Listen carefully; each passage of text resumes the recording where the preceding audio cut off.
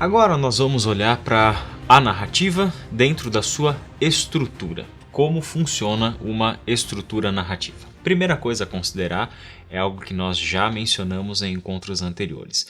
A nossa mente já tem pré-formatada uma estrutura narrativa. É algo que inconscientemente já está dentro de nós, ou seja, já temos uma noção de como funciona uma narrativa, mesmo sem saber dar nomes para cada parte, para cada coisa que compõe uma estrutura narrativa. Isso a gente vê, por exemplo, na forma como nós contamos uma história para alguém. Não apenas lançamos o fato, nós queremos que essa pessoa seja impactada pela história que nós estamos contando. Por mais que seja simplesmente da história de um gato atravessando uma rua, nós queremos fazer dessa história uma história marcante, uma história que traga para a pessoa algum tipo de impacto, que ela se sinta na expectativa de ver o que aconteceu com o gato na sua tentativa de atravessar a rua. Isso já mostra algo que faz parte da própria mente humana e da própria forma como nós comunicamos as histórias e os eventos que acontecem na nossa vida e quando queremos falar sobre isso para uma outra pessoa. Do ponto de vista de estrutura narrativa, existe algo muito simples e que a gente vai entender como esquema quinário. O esquema quinário é a forma mais abrangente que nós temos de entender como se dá a estrutura de uma narrativa. Basicamente, como o próprio nome já sugere, é um esquema que divide a narrativa em 5 partes. São elas: a ação inicial, o nó, a ação transformadora, o desenlace e a situação final. Vamos olhar para cada uma delas agora. Começando então pela situação inicial. Nesse momento da narrativa, o narrador introduz o fato que vai ser narrado, me apresenta os primeiros e principais personagens que vão compor essa narrativa, ele nos situa historicamente, se for uma narrativa histórica, como por exemplo em Ruth, na época dos juízes houve fome na terra, ele me situa historicamente. Se for no nosso contexto, por exemplo, não é tanto o caso da Bíblia, mas no nosso contexto, um conto de fadas não situa a gente historicamente, diz logo, era uma vez, né? Então essa é a situação inicial de uma narrativa, onde inclusive o tema a ser tratado na narrativa, o problema em torno do qual a narrativa vai se desenrolar é dado a nós justamente nessa primeira situação da narrativa. A segunda parte sequencial da narrativa é o nó, e o nó é o que geralmente toma a maior parte da narrativa. No nó, o que acontece? Os personagens começam a entrar em diálogo uns com os outros. No nó, a narrativa começa a ganhar movimento e o nó é caracterizado, por isso daí o nome, né? Ele vai ser caracterizado pela complexidade, ou seja, imagina uma corda e essa grande corda que é a história começa a receber diversos dos seus nós. Esses nós são as complicações da narrativa e uma boa narrativa é a que constrói os seus nós para gerar no leitor, para gerar no ouvinte, a sensação de que, e agora o que vai acontecer? O nó gera perguntas, o nó gera a sensação de suspense, o nó gera aquela expectativa de que aqueles nós sejam resolvidos de alguma maneira e muitas vezes o leitor, o espectador, ele não sabe exatamente como esses nós serão resolvidos.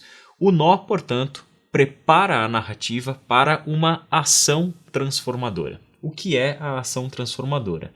É o que corresponde a um fato que interfere de tal modo na história, de tal modo na narração, a ponto de lhe dar uma guinada, de exigir do narrador oferecer ao ouvinte, oferecer ao leitor o conhecimento que ele tanto desejava, resolver as questões que foram levantadas durante o processo em que o narrador estava dando os nós na sua narrativa.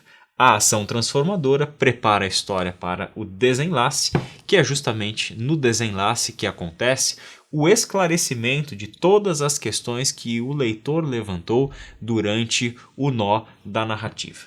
E por fim, nós temos a situação final, que em grande parte se caracteriza por terminar do jeito oposto como a história começou. Se a história começa em morte, ela termina em vida. Se a história começa em tristeza, ela termina em alegria. Nem sempre uma narrativa segue a lógica do final feliz. No entanto, sempre está marcado como uma estrutura básica de narrativa essa terminação da história em um ponto oposto ao ponto do seu início. É algo que a gente observa também no livro de Ruth, né? O livro de Ruth começa com a morte de Elimeleque, de Malom e de Quilion e termina com o nascimento de Obed. A Rádio Transmundial é um veículo de comunicação presente em 80% do planeta e que tem como objetivo levar as boas novas do Evangelho aos que não a conhecem, bem como dar crescimento e maturidade cristã àqueles que desejam servir a Deus de forma integral. Mais informações em www.transmundial.org.br. Transmundial, para todo mundo ouvir. É uma alegria muito grande nós apresentarmos a você a Faculdade Teológica Batista de São Paulo, que desde 1957 tem capacitado líderes, homens e mulheres, para que conheçam a Palavra de Deus, para que conheçam a teologia, para que conheçam a prática ministerial e também saibam interpretar esse mundo para a igreja. Venha conhecer a faculdade, venha assistir uma aula aqui conosco sem compromisso.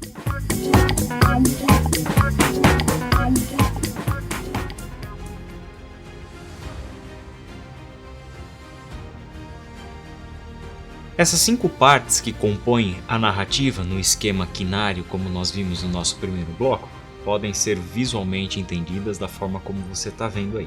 A situação inicial está ligada à situação final, o nó está ligado ao desenlace e o que faz a transição da primeira para a segunda parte é exatamente a ação transformadora. Nós citamos alguns exemplos disso olhando para o livro de Ruth, mas a gente não tem como fazer um exercício dentro do livro de Ruth, uma vez que o texto é bem longo. Então nós vamos pegar uma micronarrativa agora e ver como que essa micronarrativa traz consigo esse esquema quinário da estrutura narrativa. Abra sua Bíblia em Marcos capítulo 12 e nós leremos do verso 13 até o verso 17 e vemos ali como que essa pequena narrativa está construída dentro de um esquema quinário. O texto diz o seguinte: Mais tarde enviaram a Jesus alguns dos fariseus e herodianos para o apanharem em alguma coisa que ele dissesse. Estes se aproximaram dele e disseram: Mestre, sabemos que és íntegro e que não te deixas influenciar por ninguém, porque não te prendes à aparência dos homens, mas ensinas o caminho de Deus conforme a verdade. É certo pagar o imposto a César ou não? Devemos pagar ou não? Mas Jesus, percebendo a hipocrisia deles, perguntou: Por que vocês estão me pondo à prova? Tragam-me um denário, para que eu o veja. Eles lhe trouxeram a moeda e ele lhes perguntou: De quem é esta imagem e esta inscrição? De César, responderam eles. Então Jesus lhes disse: Deem a César o que é de César e a Deus o que é de Deus. E ficaram admirados com ele. Essa narrativa, então, nós conseguimos colocar ela dentro dessa estrutura quinária de narrativa. Basicamente, o que seria aqui a situação inicial? A situação inicial, basicamente, é a apresentação da cena, dos personagens, ou seja, circunstâncias em que a narrativa vai ser desenvolvida. Por isso, a situação inicial, nesse caso, é o texto. Mais tarde, enviaram a Jesus alguns dos fariseus e herodianos. Aqui estão, então, apresentados os personagens que vão compor essa narrativa: Jesus, os fariseus e os herodianos que foram enviados até Jesus. Claro que eles foram enviados com algum propósito, o que já nos leva para o nó dessa narrativa. E como a gente falou, nó normalmente é a maior parte da estrutura narrativa. O que seria o nó? Para o apanharem em alguma coisa que ele dissesse. Estes se aproximaram dele e disseram: Mestre, sabemos que és íntegro e que não te deixas influenciar por ninguém, porque não te prendes à aparência dos homens, mas ensinas o caminho de Deus conforme a verdade. É certo pagar o imposto a César ou não? Devemos pagar ou não? Mas Jesus, percebendo a hipocrisia deles, perguntou: Por que vocês estão me pondo à prova? Então aqui é revelado para nós o problema que vai se estabelecer, ou seja, fariseus e herodianos estavam ali com o propósito de apanhar Jesus, ou seja, de expor Jesus, um erro de Jesus, para os seus ouvintes publicamente. E fazem isso começando com um tremendo de um elogio para Jesus, chamando ele de mestre, mesmo que Jesus não tenha sido um mestre no sentido convencional de mestre, como eram, por exemplo, os mestres da lei e os escribas. Os mestres, eles eram formados dentro de uma tradição e viviam disso. Jesus era chamado de mestre pelos seus discípulos e pela população. Eles vão fazer elogios como a integridade de Jesus com relação ao ensino de Jesus conforme a verdade, que não se deixa influenciar por ninguém, e aí lançam uma pergunta que pode trazer para Jesus uma complicação, que era com relação ao pagamento de imposto para César. Ele poderia, com a resposta, se rebelar contra César e isso gerar para ele um problema, ou poderia apoiar César na sua resposta e gerar um desgosto por parte dos seus seguidores e por parte dos seus discípulos. O que leva essa narrativa à sua ação transformadora. E a ação transformadora está justamente no que Jesus fez para solucionar aquele problema que tinha sido criado no nó. A ação transformadora é: tragam-me um denário para que eu o veja. Eles lhe trouxeram a moeda e ele lhes perguntou: de quem é esta imagem e esta inscrição? De César, responderam eles. Essa é a ação que muda o tom dessa narrativa, que vai preparar, portanto, a narrativa para o desenlace, para aquilo que foi a conclusão que resolve, portanto, o nó. E o desenlace foi: então Jesus lhes disse: deem a César o que é de César e a Deus o que é de Deus. Esse desenlace, a palavra onde está o ensino de Jesus, a solução para o nó, mediada pela ação transformadora que preparou a narrativa para o desenlace, traz consigo, portanto, a situação final e a quinta e última parte da estrutura narrativa.